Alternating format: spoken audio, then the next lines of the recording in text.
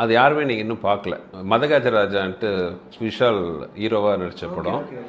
அதில் வந்து ஒரு கிளைமாக்ஸில் வந்து ஒரு ரீலுக்கு வந்து ஒரு காமெடி போர்ஷன் வரும் with Vishal, Santhanam and Manobala sir, மொட்ட ராஜேந்திரன் வச்சு அண்ட் சோனு சூட் எல்லாம் வச்சு ஒரு காமெடி ஒரு போர்ஷன் வரும். ஒரு கிட்டத்தட்ட ஒரு 20 மினிட்ஸ் பக்கமாக வரும். அதுதான் வந்து என்னோடய ஃபேவரட். பட் அன்ஃபார்ச்சுனேட்லி அந்த படம் ஸ்க்ரீனுக்கு இன்னும் வரல. அவர் ப்ரொடியூசரோட ப்ரீவியஸ் படத்தில் பட்ட கடன் எல்லாம் தூக்கி இந்த படத்தில் வச்சுட்டு, அதனால் அவர் இந்த படத்தில் நம்ம ரிலீஸ் பண்ண வேணான்ட்டு ஹோல்ட் பண்ணி வச்சுருக்காரு போது அது ரொம்ப வருத்தமாக இருக்குது. ஏன்னா அத்தனை பேர் என்னையெல்லாம் விட்டுருங்க, ஓகே ஆஸ் எ டைரக்டராக நான்லாம் உழைச்சிருக்கேன்.